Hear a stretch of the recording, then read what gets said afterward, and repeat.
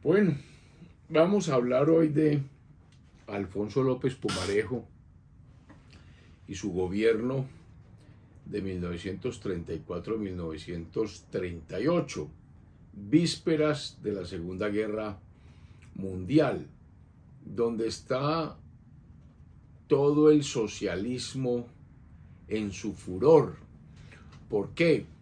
Por el comunismo ya de Joseph Stalin, que se ha apoderado de la Unión Soviética. Hay una constitución de la Unión Soviética en 1936 y él logra hacer a un lado a sus enemigos políticos, el más importante, Trotsky. Trotsky termina siendo asilado en México y allá mismo manda a Stalin a matarlo, y un español lo asesina, a Trotsky. Entonces Stalin queda absolutamente solo con el control de toda la Unión Soviética, vísperas de la Segunda Guerra Mundial.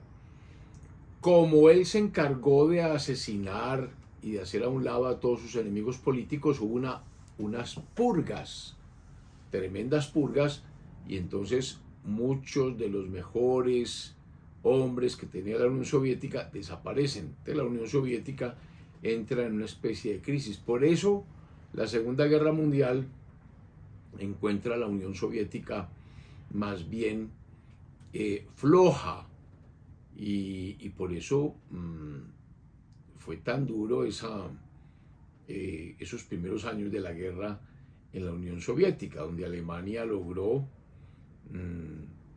avanzar sobre la Unión Soviética. Todo ese ímpetu revolucionario del comunismo, más el fascismo, que es socialismo, lo hemos repetido varias veces. Por ejemplo, leía yo en estos días algunos apartes de un periódico muy famoso aquí en Colombia en esta época. Se llamaba El Bolchevique, un periódico comunista, donde cuestionaba con mucha acritud a Jorge Eliezer Gaitán. Decía El Bolchevique, oigan pues, un periódico comunista, decía que Gaitán era un fascista. Atacaba el movimiento de Gaitán, que se llamaba la UNIR, el unirismo. Es más, hubo enfrentamientos fuertes porque la UNIR de Gaitán, pues, se metió en política y trató de ser una alternativa de poder diferente al liberalismo. Y hubo unos encontrones de estos gaitanistas con los comunistas por allá en Fusagasugá. Hubo enfrentamientos, de hecho. Entonces no hubo una buena relación entre Gaitán y los comunistas, acusado por estos de fascista. Entre otras cosas, hay que recordar que Gaitán hizo su posgrado en Italia. Italia, la tierra de Mussolini, Italia fascista, y tuvo como profesor de Derecho Penal a Enrico Ferri, un connotado penalista que fue fascista. Entonces ahí está el tema de Gaitán, su unirismo, que no llegó a nada, simplemente hizo conocer a Gaitán, que ya había hecho sus primeros pinos con el debate, el primer debate que se hizo a la famosa masacre, entre comillas, masacre de las bananeras, al punto que posteriormente Gaitán tuvo que cerrar el unirismo porque no tuvo mayor éxito electoral y volver a las toldas liberales, pero más adelante. Por ahora está aguantando, escampando en la UNIR, Jorge Eliezer Gaitán, en esta época en el que el viejo López Pumarejo urdió los hilos del poder para que el liberalismo llegara primero con Olaya Herrera, que era un hombre de centro, que era un hombre reposado, que era un hombre tranquilo, que no era comunista, que no era socialista, y luego sí llegar él en el segundo periodo presidencial de la llamada República Liberal, del 34 al 38. López fue enemigo de Olaya Herrera, aunque le tocó permitirle a Olaya que llegara a la presidencia, él vio en Olaya Herrera, a quien le había abierto las puertas, vio a un enemigo, porque Olaya sale con mucho prestigio de su gobierno. En el 1934, las muchedumbres que salen a despedir a Olaya fueron tremendas y López dice, aquí tengo un problema, aquí tengo un problema. Olaya se prepararía para volver a la presidencia 4 años después, o sea, del 38 al 42. Ese iba a ser el candidato natural del Partido Liberal. Entre otras cosas por lo que hizo López, que es lo que vamos a explicar hoy. ¿Qué hizo Alfonso López Pumarejo? Pues el pacto con Laureano Gómez. Recordemos que eran amigos, recordemos que enfilaron baterías juntos contra Marco Fidel Suárez, en cierta forma enfilaron baterías juntos contra Enrique Olaya Herrera, cuestionaron a Herrera, sobre todo a Laureano, por, digamos que permitir el inicio de la violencia liberal conservadora. Y entonces Laureano, que quería tomar el control total del Partido Conservador, decreta la abstención conservadora, es decir, no habrán congresistas, ni senadores, ni representantes en el Congreso del Partido Conservador. Y eso es lo que aprovecha López, porque entonces López tiene un gobierno homogéneamente liberal, y se hace la reforma constitucional de 1936, que crea una conmoción. Porque trae las teorías de Léon Diguit, francés, sobre la propiedad. Léon Diguit dice, la propiedad es una función social. Miren la expresión. No es la propiedad tiene una función social, sino que es una función social. Es del ser de la propiedad la función social. Eso representa un cambio fundamental desde el punto de vista ideológico. Eso significa que la propiedad no puede estar de balde, de manos cruzadas. Eso significa que la propiedad tiene que estar al servicio de la economía. Es decir, que no pueden haber lotes sin explotación, que no pueda haber fábrica que no esté produciendo, que no esté dando empleo, que no esté pagando impuestos, que no pueden haber lotes de engorde, que las fincas, los grandes latifundios no tienen sentido, a no ser que estén explotados en su integridad. Lo que pasa es que nosotros en Antioquia no tenemos la visión de una hacienda. A nosotros nos llega la imaginación hasta 1000 hectáreas, tal vez 2000 hectáreas, y eso pues en el Bajo Cauca, por Caucasia, por allá por Cáceres. Pero en las zonas llanas como la famosa provincia del Magdalena, todo el departamento del Magdalena, Bolívar, Córdoba, Sucre, Cesar, más esos llanos orientales, más el Cauca, allá hay haciendas de 10.000 hectáreas, de 20.000 hectáreas. Son verdaderos latifundios, aún en el Magdalena Medio, por allá por Honda, Dorada, Cimitarra, todas esas partes. Y entonces, cuando se dice la propiedad es una función social, este tema, ¿qué va a pasar aquí? Además viene un tema muy interesante que es la parcería. ¿Qué había antes de López Pumarejo? El famoso contrato de aparcería. ¿Qué era la parcería? Que esas grandes fincas tenían parcelas.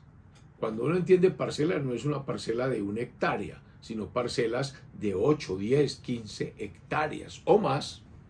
Entonces esas grandes haciendas se entregaban a parceros, le entregaban una casa a parcero, le entregaban seguramente semillas, probablemente elementos de labranza,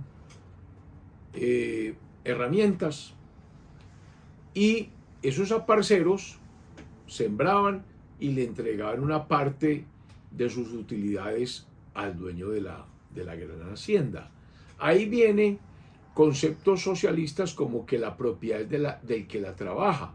Entonces, todas estas cosas, esas fincas, esas haciendas en manos de los aparceros y estos discursos de los socialistas hacen que todas estas personas pues reclamen esas tierras como propias, porque esas tierras van pasando de generación en generación.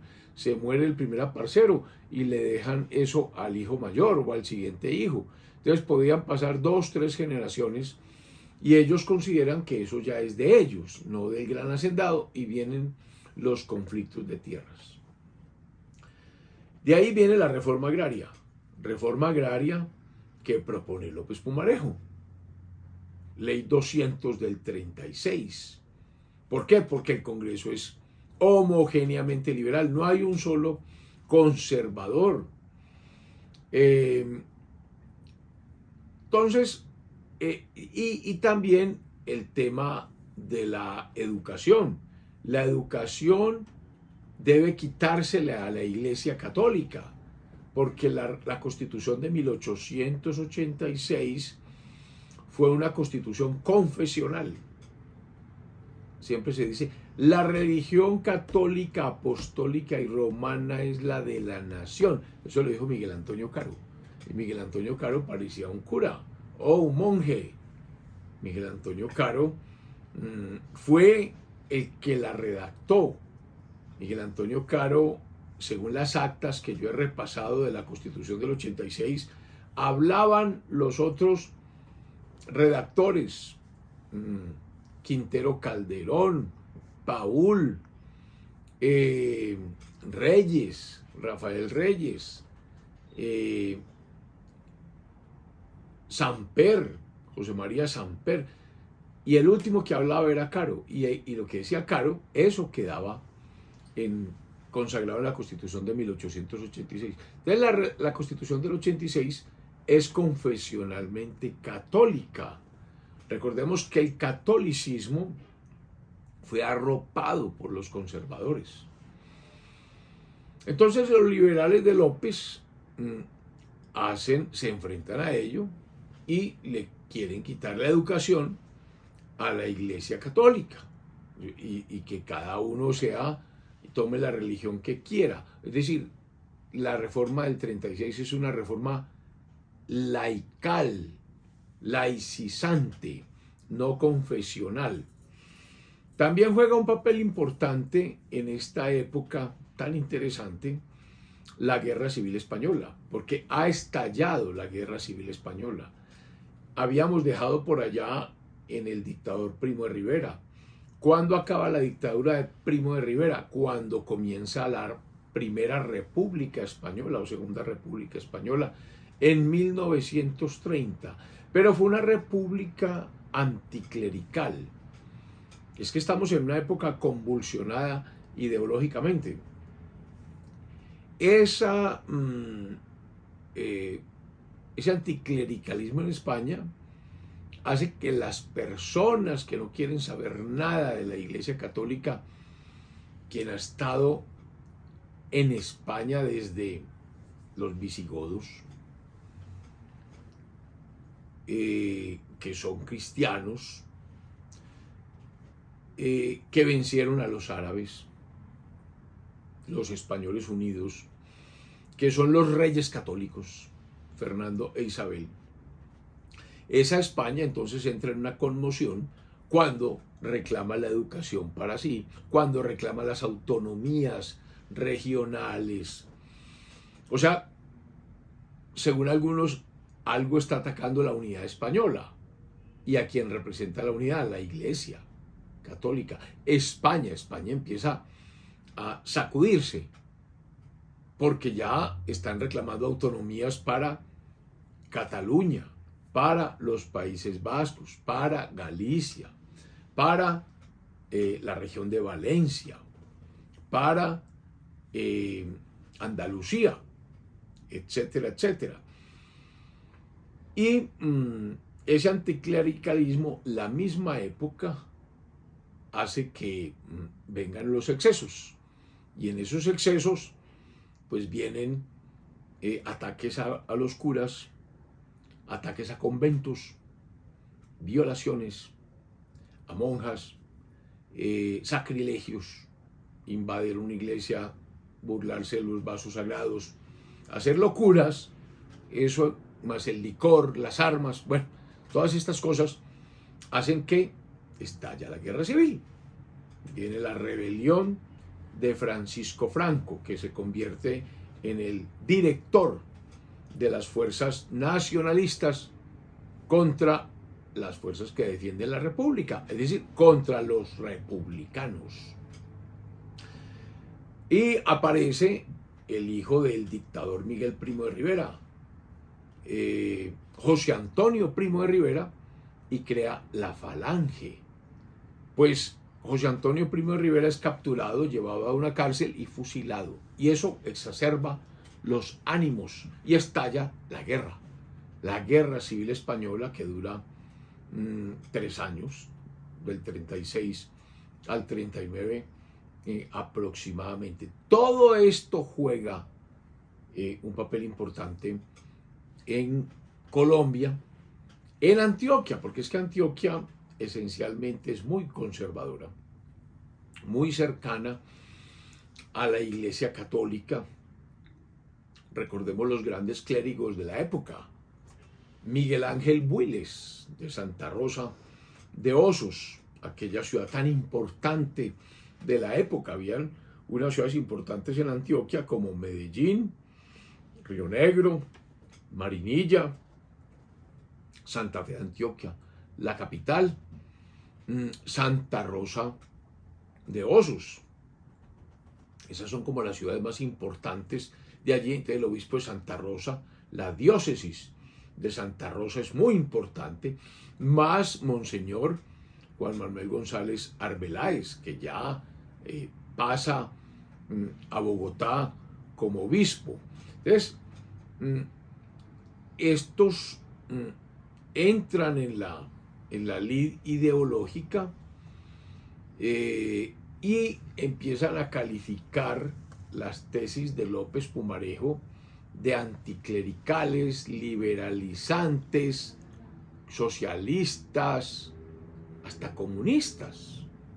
Dentro del mismo Partido Liberal se arman unas divisiones y hay unas conmociones. Se crea la APEN, la Asociación Patronal o Patriótica de Empresarios Nacional, la APEN, una especie de ANDI con mucha fuerza en la sociedad de agricultores, para proteger la propiedad privada por la reforma del 36, la ley 200 del 36, esa reforma agraria, por esa frase tan dura: la propiedad es una función social, de Digit, que fue traída a la Constitución y que no ha salido de la Constitución desde ese momento. La propiedad es una función social.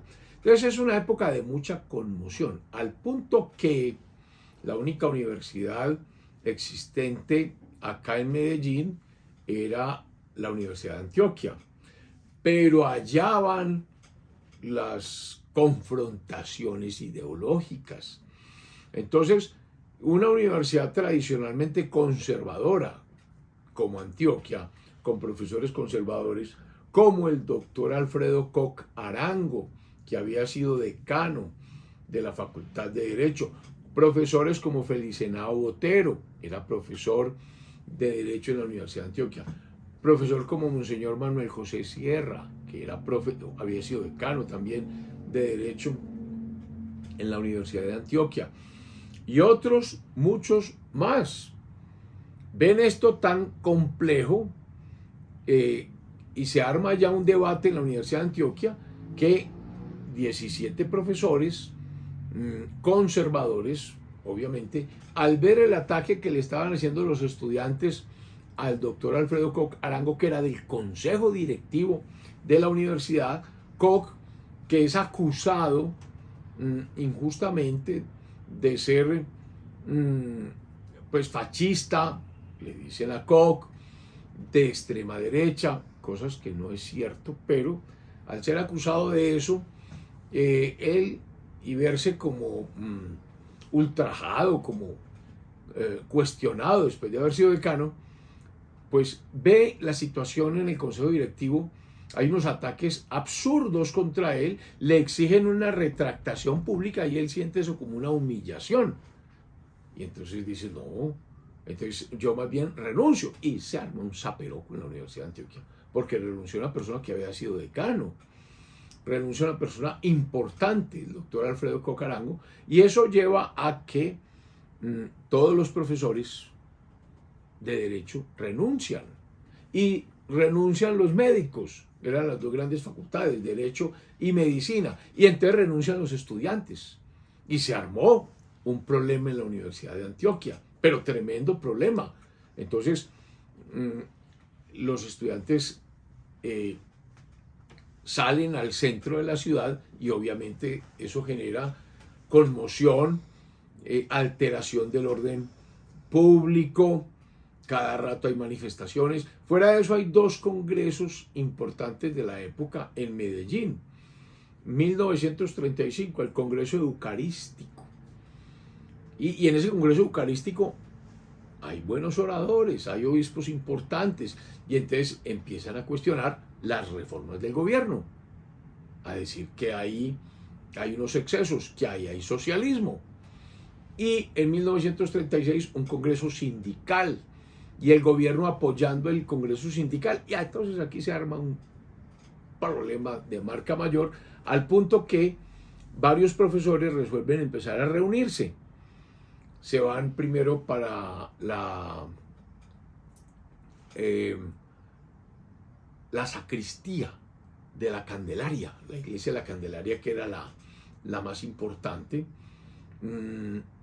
y se reúnen allá, por ejemplo, los doctores Braulio Mejía, Emilio Robledo, Luis E. Arango Pérez, Antonio Osorio, Alberto Bernal Nichols, Dionisio Arango Ferrer, Braulio Henao Mejía, Juan Evangelista Martínez, Rafael Botero, Alfonso Restrepo Moreno, Bernardo Echeverri, no podía faltar el doctor Alfredo Koch Arango, Félix Henao Botero, Cayetano Betancourt, con el párroco, el padre Germán Montoya, párroco de la Candelaria, y dicen, hombre, yo creo que es momento de crear una nueva universidad, y crean un comité pro universidad. Fíjense que no es la iglesia, son hombres importantes, conservadores todos, que sí acuden al párroco, y hay otro cura, Félix Henao Botero, pero es un cura, es un profesor de la Universidad de Antioquia.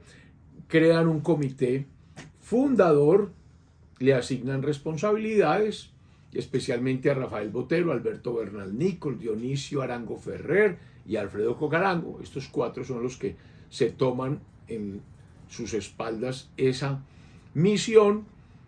Todo esto está consignado en un acta. Hay unas actas prefundacionales de la Bolivariana. Acta número 1 de junio 2 de 1936. Miren la fecha, junio 2 de 1936, mitad del año de Alfonso López Pumarejo.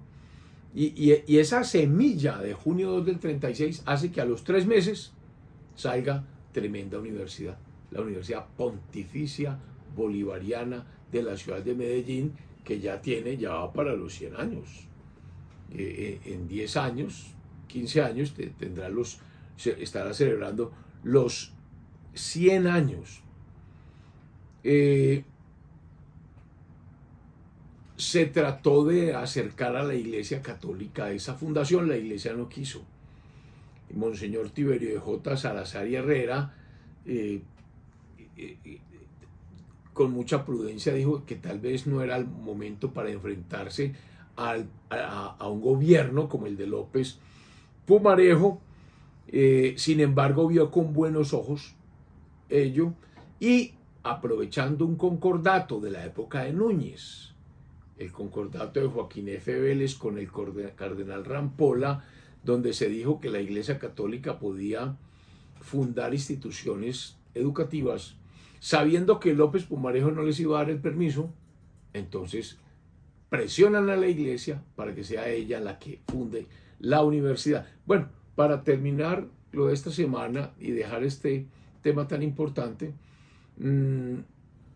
hubo que rogarle mucho a la Iglesia, y la Iglesia siempre estaba como reticente. Tuvieron que acudir al nuncio apostólico en Bogotá, y como esto se demoraba, se adelantó. De hecho nació la universidad un 6 de septiembre, una semana, sí, más o menos 6-7 de septiembre de 1936, cuando el profesor Koch va y compra unos bancos que habían quedado del Congreso Eucarístico del año anterior, y habla con el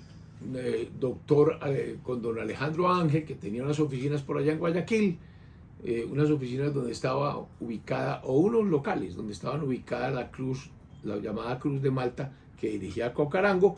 Le presta esos salones a Koch. Koch lleva esos bancos, y a las 4 de la tarde del 7 de diciembre, del 7 de junio, 7 de septiembre de 1936, da la primera clase de Derecho Romano, y nace a la vida la hoy importante Universidad Pontificia Bolivariana, que está hoy entre las más importantes del país. Feliz semana.